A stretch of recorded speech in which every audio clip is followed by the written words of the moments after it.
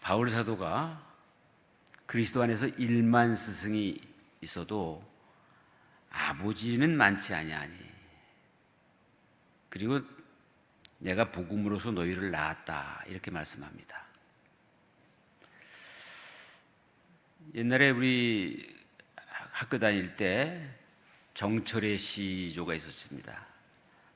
아버님 날 낳으시고 어머님 날 기르시니 두 분 곧 아니시면 이 몸이 살았을까?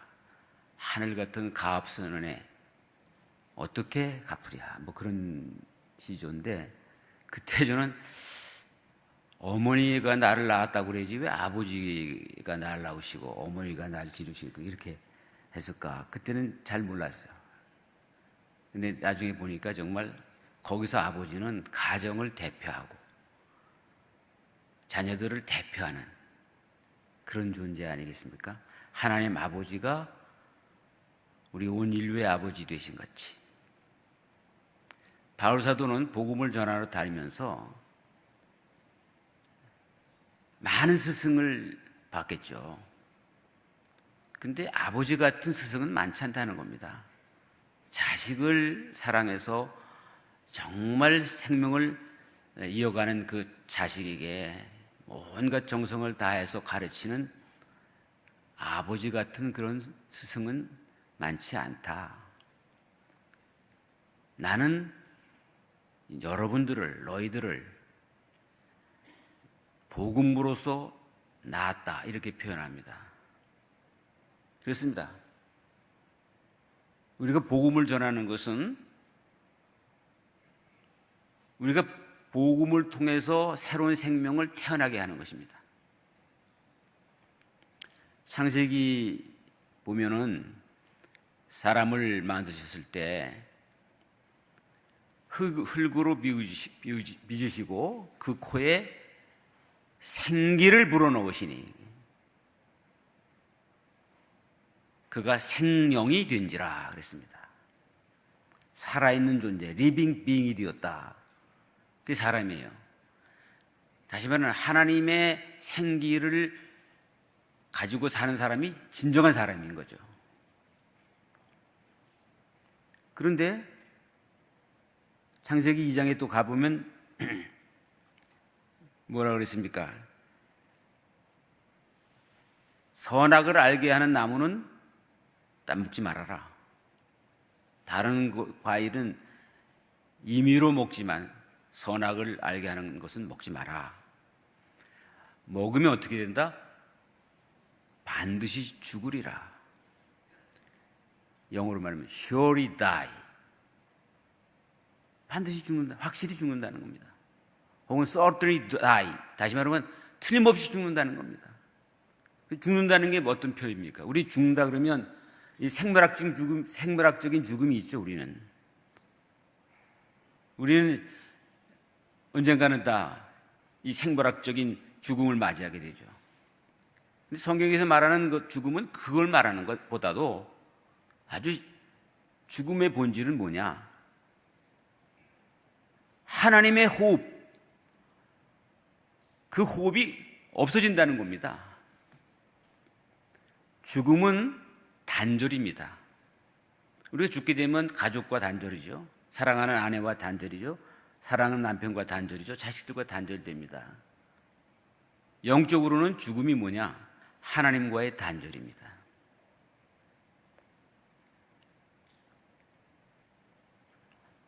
하나님의 영이 없어졌어요. 반드시 죽는다. 그 말은 나와 단절될 거다, 그런 뜻이에요.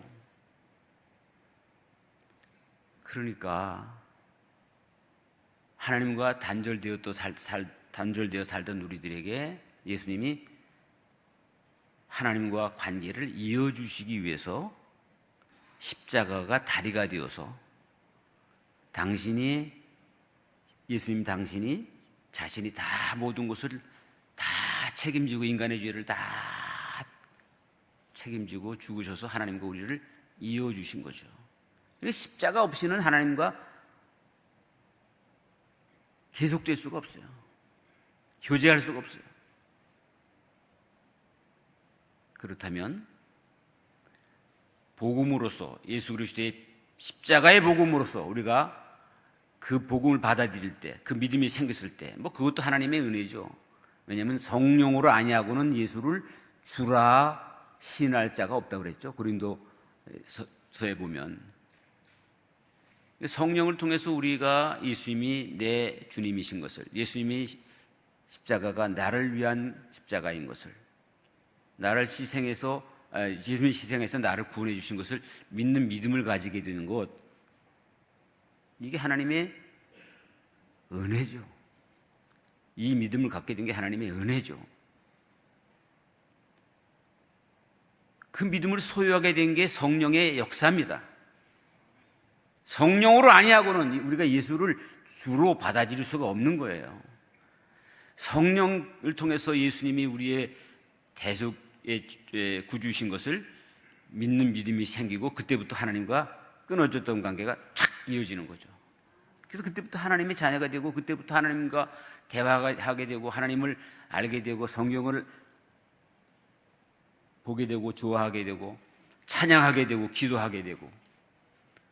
여러분, 바울 사도만이 아니라 우리도 복음으로써 하나님의 백성들을 낳아야 됩니다. 교회의 사명은 그거예요. 전도하는 거, 선교하는 거 다 그거예요.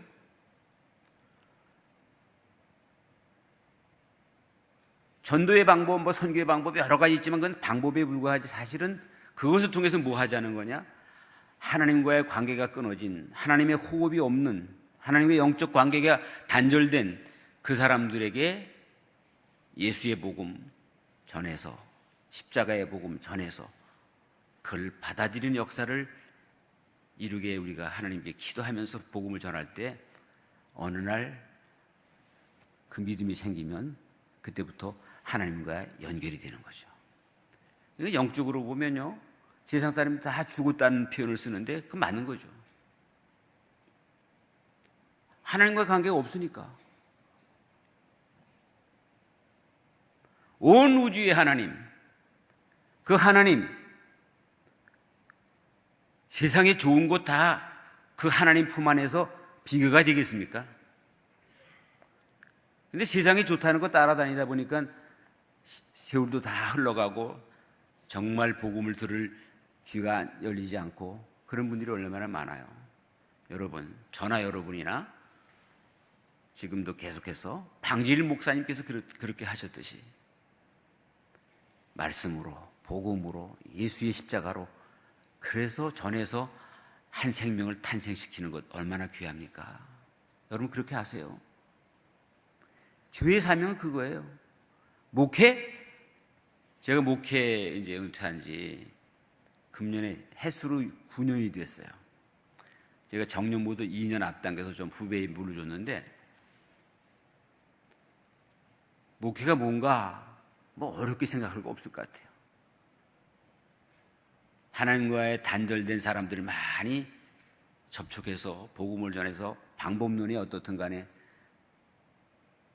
하나님의 백성으로 태어나게 하는 것, 하나님께 단절의 끈을 십자가로 연결시켜 주는 것.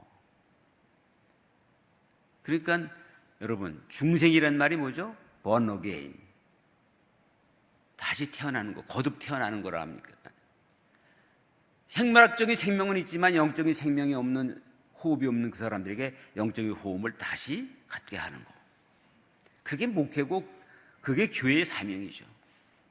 그 다음에 또 하나의 사명이 뭡니까? 그들을 이제 돌보는 거죠. 그게 그래서 교회가 필요한 거죠.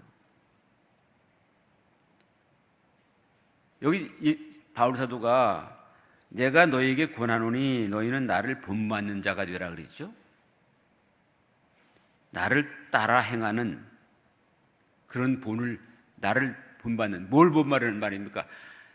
복음으로써 자녀들을 낳고 예수 믿게 만들고, 그리고 바울 사도가 여기저기 다니면서 정말 가는 곳마다 교회를 세우고, 그때가 뭐 이런 건물이 있는 교회는 물론 아니죠.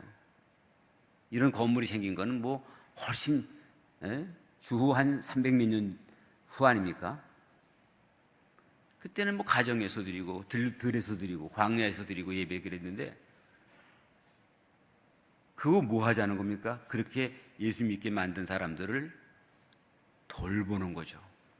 계속 말씀을 전하고 가르치고 모본을 보이고 예수님의 가르친 그 복음을 이야기해주고, 그래서 그 영혼이 자라도록 만드는 거, 그게 바울의 사명이었어요. 목회자는 뭐냐? 목회가 뭐냐? 뭐 어렵게 생각할 게 없어요.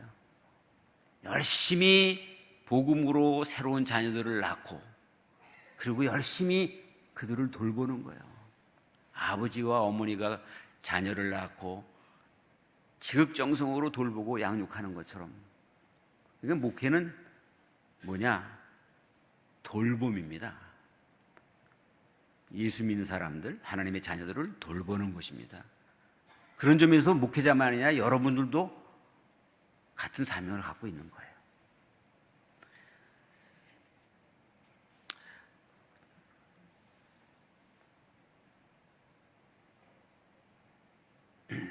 예수님도 그렇게 예수님이 그렇게 하신 거 아닙니까? 예? 유대 백성으로 태어나서 유대 백성 현장에 오셨지만은 하나님이 의도하는 것과는 전혀 다른 방향으로 선민 백성이 가니까 얼마나 안타까우셨겠어요. 그래서 가는 곳마다 외치고 가르치시고, 그것만 하셨습니까? 가르치고 말씀하신 것만 아니라 요즘 말하면 방문, 신방을 해서 신방. 마리아, 마르다, 나사로 집에 자주 가셨고, 심지어 삭개오 같은 사람의 집에 가셨고, 병자의 방에 방문하셨고, 기도하셨고, 뭐 예수님이 기적만 행하시고 뭐 놀라운 그런 것만 행하신 거 아니잖아요. 아주 구체적으로 사랑하셨어요. 그게 목회예요. 그것을 바울 사도가 성령 받은 다음에, 예수님을 만난 다음에 완전히 그 생애가 180도 변해서 예수님을 본받아서 그렇게 사는 거죠. 그리고 오늘 말씀하십니다. 너희는 나를 본받는 자가 되라. 간단히 말씀드리면 복음으로 낳는 일을 많이 해라, 이 말이죠. 그걸 본받아는 거예요. 복음으로 낳는 일. 새로운 생명을 출생시켜라. 거듭난 사람들을 만들어라. 그 일을 내가 했는데 그 일을 본받으라. 그 일을 우리 방질 목사님, 정말 사랑하고 존경하는 방질 목사님, 그거 하셨잖아요.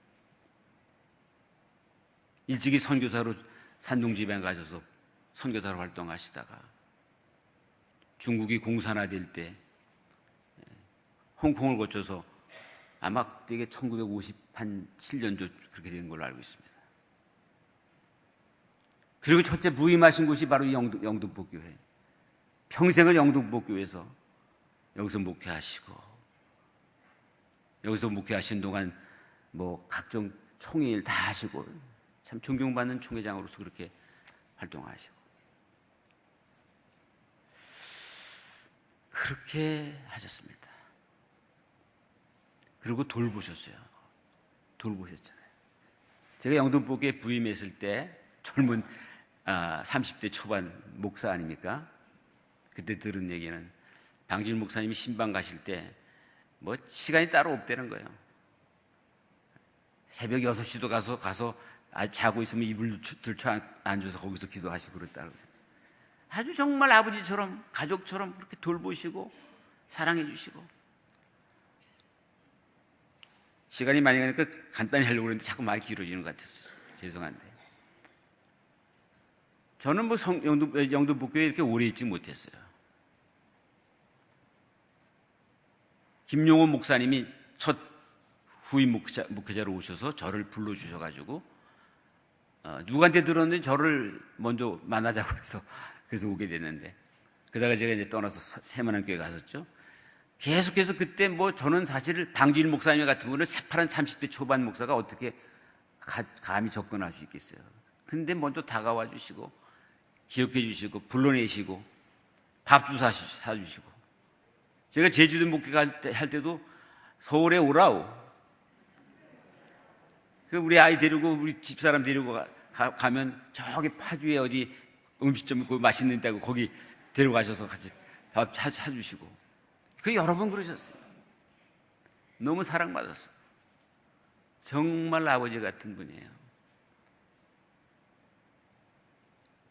담임 목사로 제가 저 서중교회 갈 때도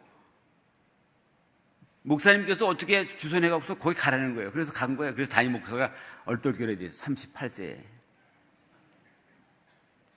참 너무 사랑을 많이 받았고, 정말 잊을 수가 없어요. 방질 목사님이 그렇게 일을 하셨어요. 바울처럼, 바울 못지않게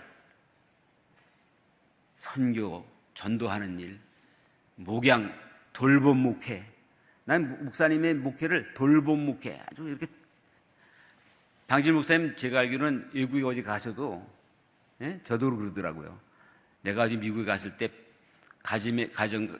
영등포에 출신 가정에 찾아가셔서 배 하나 주고 왔대. 배 하나, 한국 배. 그 가져가는 것도 무거웠을 텐데 그거 주고 선물로 주면서 깎아 먹으라고. 하여튼 정말 그렇게 돌봄 목회를 세밀하게 하신 분이에요. 여러분도 그렇게 하세요. 여러분도 돌봄 목회자가 될 수 있어요. 여러분들의 구역에, 여러분의 모임에 정말 새로운 생명을 계속 낳고. 근데 교회는 뭡니까? 생명을 낳을 뿐만 아니라 가정에서 생명을 낳아서 양육해서 가르치고 성장시키는 것처럼 영적 성숙이 이루어지도록 하는 것, 그게 우리 크리스찬들의 사명이고 교회의 사명입니다. 그게 목사의 사명이고 성도들의 사명입니다. 아버지같이 양육하고 아버지처럼 돌봤습니다. 이것들을 본받으라 말씀했습니다. 오늘 우리 박 목사님 천국 가신 지 1914년에 가셨으니까 꼭 10년 되시잖아요. 아직까지도 어디 살아계신 것 같은 그런 생각이 들 때가 있어요. 전화하시고 김 목사 시간 있으면 나오라 그렇게 하실 것 같아요.